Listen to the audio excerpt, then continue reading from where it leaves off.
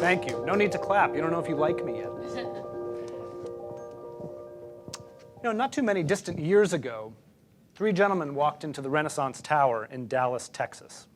Their names are R.H., Mark, and Barry. They entered that tower and they whisked themselves over to the elevator. They were afraid they would be late for a very important meeting. They rose up to the executive floor and popped out onto a bustling scene. They were ushered to the back corner, where there was a gleaming conference room, laden with an oak table and cabinetry, floor-to-ceiling glass, overlooking Dallas, Texas. Barry was there kind of drumming his fingers nervously on the table, and R.H. looked at him and said, "Relax. This is our meeting. We got this." Finally, after what seemed like a very long time, the CEO of the multi-billion-dollar company whose conference room they were standing in finally walked in, accompanied by what seemed like an army of senior executives. And they all sat down to hear R.H.'s pitch. And so he began. His ask was not small. He was there to ask this multi-billion-dollar CEO for $50 million for his startup. Now, maybe it was a good price, maybe not. But R.H. knew that his company had never made money, not $1 in profit, even though it was fast growing and was promising. And the CEO, he knew that too. Which is probably why, at the end of that meeting, that CEO did not cut R.H., Mark, and Barry a check for $50 million. Instead, they laughed. They laughed so hard, they laughed them right out of that conference room, down the elevator, across the lobby of the Renaissance Tower, and right out of Dallas, Texas. And the three came back right here to the Bay Area. And fortunately for all of us, they did not quit. They kept going. They kept going to build one of the most successful media companies in the entire world. Because R.H. is Reed Hastings, the founder of Netflix. And John Antioco, the CEO of Blockbuster, had just made the biggest mistake of his entire life. I think you know how the rest of the story ends. Now, most of us might be tempted to look at this and say, those guys are a bunch of dummies. Right? They just missed the boat. It must be ignorance. And what I'd like to tell you today is that I don't think it was ignorance at all. Now, it takes smarts to become a CEO of a multi-billion-dollar company. Of that, I think we can agree. What I believe is the culprit, and what I've seen in my working life as an entrepreneur, working with companies and helping them grow, is that there's something else here, a lack of honesty. In particular, in their case, they were not being honest about what was going on in what I like to call the community at large. How are consumer tastes and preferences changing? How are people enjoying their media? It was evolving rapidly. Blockbuster just wasn't willing to be honest that their business model, what they had built billions of dollars doing, might be wrong and might need to change. Now, this is only one of the first 3 levels of honesty that I've discovered can make for a corporation that is ready to evolve and grow and innovate. In fact, what I want to suggest to you is the 3 levels of honesty I'm going to share with you today are the recipe for innovation. And I hope to show that to you through yet another story, because if we want to analyze what a woke corporation looks like, we need to do it by looking at other companies and asking, what have they done? Well, to understand the second level of honesty, I'd like to walk through these doors with you at the Ritz-Carlton. If any of you have ever stayed here, you know that they are known for extraordinary service. They've won 2 Malcolm Baldrige Awards. That's unheard of in the industry. They have incredible systems. Like, they remember your preferences from property to property. If you ordered a Coke on day 1 when you arrived out of the airport at the Cabo San Lucas Ritz-Carlton, guess what? It's going to be waiting for you when you touch down in the Ritz-Carlton Boston. Pretty exceptional stuff. How did they do it? How did they do this? How did they become one of the leaders in customer service? Well, they did it, the executives did it by realizing one important thing, which is that they have absolutely zero control over the outcomes of their business. But they're not out there with customers interacting. They're not responsible for success on a daily basis. Who is? These guys. The doormen, the cooks, the maids, the frontline people, the receptionists. See, the Ritz-Carlton realized that only their frontline people could directly influence the success of their business, particularly in a customer service-oriented business. And so what did they do? They took their hands off the wheel. They said, look, it's all about you all. We need to create leaders here. And you leaders need to go out and carry our brand forward. You are by far the most important people in our entire organization, you on the front lines. I can think of a few companies where that's not necessarily true. I'm sure you could all think of that as well. You could see it in their motto. The Ritz-Carlton's motto, if anyone knows it, is we are, ladies and gentlemen, serving ladies and gentlemen.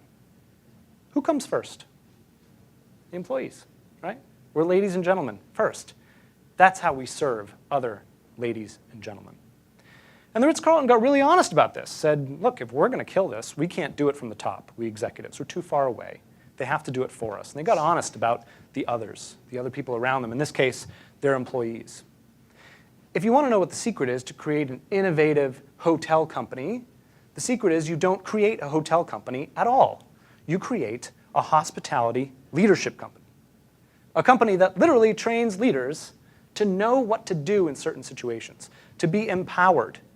Their people can spend thousands of dollars without any prior approval on a customer if they think it's going to make an incredible impact. Pretty extraordinary stuff. What business is the Ritz-Carlton in? Not customer service, not lodging, not hotels. Leadership. They did it, I would argue, by being really, really honest about what's going on in their business, what are the standards people expect, and who is responsible to create this kind of innovative change. It's not them. It's the others, the people around them. In this case, they're frontline employees. Now, the others can be anything, right? Friends, family, relatives in your personal life. In business, of course, it's not always your employees. It could be something else very different. And to tell you about that, I need to tell you about pizza. Let's take a look.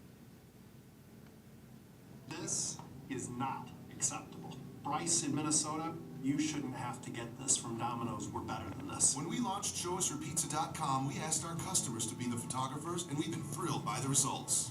But this, it really gets me upset. I'm Patrick Doyle, the CEO of this company. We're not going to fail. We aren't going to deliver pizzas like this. I guarantee it. So we're extending our $5.99 inspired pizza deal because we want to see even more of your pizza shots. We're still listening. We're going to learn. We're going to get better. Picture this. You're going to go to work end of this week, and you're going to stand up at your meeting table, and you're going to pound your fist down and say, guess what? We're going to grow, and we're going to do it by telling everyone that our product sucks. It's going to be great, right? Imagine what his board of directors was thinking. Most people don't realize it actually wasn't Patrick Doyle that came up with this. It was the then CMO that said, I think we have a couple product and brand problems here. And they went out and they conducted extensive surveys and focus groups and went into people's homes and filmed these things. And what they found was that people didn't like their pizza at all. And so what did the then CEO, the departing CEO, do? He could have said, well, let's maybe just sweep that under the rug like most companies would do, because I'm about to leave in 6 months, and I'd rather leave on a high note. Thank you very much. But that's not what he did. He passed the baton to Patrick Doyle, and Patrick Doyle went on national television and said, I'm sorry, our product is crap, the product for which we are named, by the way, and most importantly, we're going to do something about it. We're going to fix it. Extraordinary honesty. And they didn't just fix the pizza. They did, of course. They transformed their entire company. They launched delivery vehicles that keep your pizza hot. They created a Domino's pizza tracker so that when I order my pizza, I know exactly where it is on the road to me. This is very important, by the way, more important than it seems, especially if you like pizza. They did this. They went out and they covered potholes. Why? Because nobody wants a pizza to bounce around the car on their way to you. Domino's took all those insights from their customers, and they didn't sweep it under the rug. They capitalized on it. They said, we need to get out of the business of delivery and into the business of over-delivery. That was Domino's being very, very honest with itself. And you can see the results. 2,600% was their stock return over the period from which they did that. This is when they launched that campaign. They outperformed the S&P 500 over that same period by a factor of almost 15. Remarkable. Just by telling people, we're sorry, we made a mistake, we're going to fix it. And they transformed.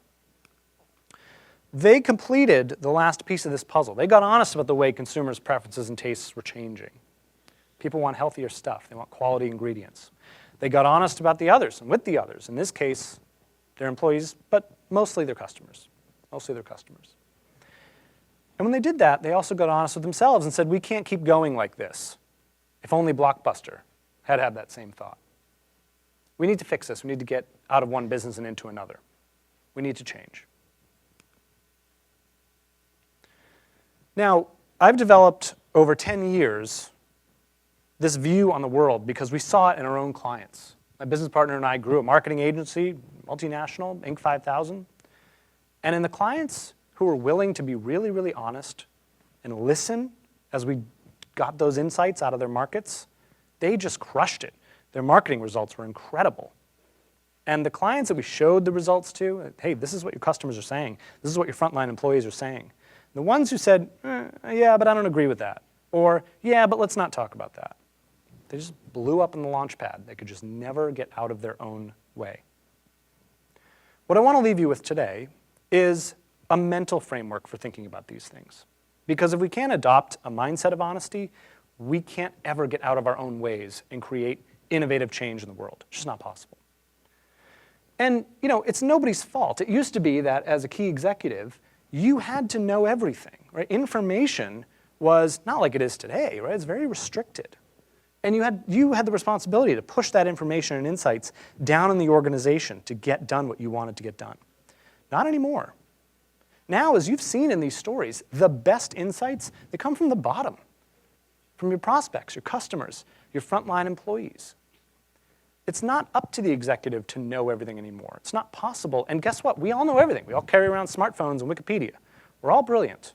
That's not what it takes. It takes honesty. And the new role of executives, I kind of liken it to a gemstone, right? That what creates brilliance in a diamond? It's a lack of something, a lack of flaws, a lack of getting in the way, right?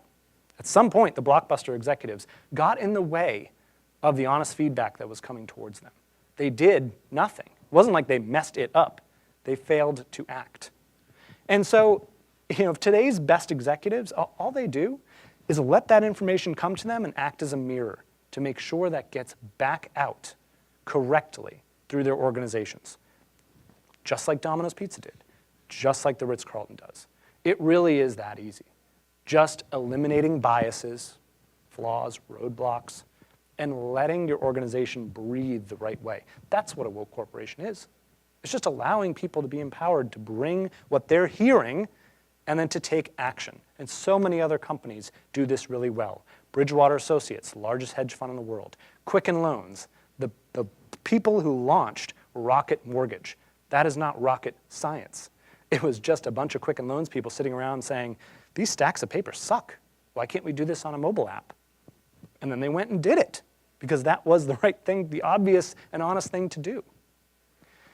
If I can leave you with one thing today, it's that it's not rocket science, right? In fact, we all know how to do this, how to create innovative change in organizations. We have to do just one thing, and we've been taught to do it since we were literally 3 years old, and it's simply to be honest. That's it. And if we're honest with the community and the others around us, and again, that could be friends, you know, and honest with ourselves, who we are, what are our values, what do we want, what is it going to take to get there, personally and as an organization. It doesn't stop there. See, you can actually influence the others around you. You'll find that you'll change them. You'll change the executive suite around you. You'll change your direct reports.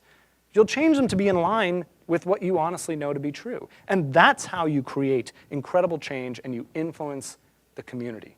You get the kinds of results that Domino's and the Ritz-Carlton and so many others have just by doing one basic thing. And it's embracing honesty. Really is that simple. So for everyone that came out here to San Francisco today, thank you so much. It was a pleasure speaking with you. I hope you join me later on the panel. Thank you.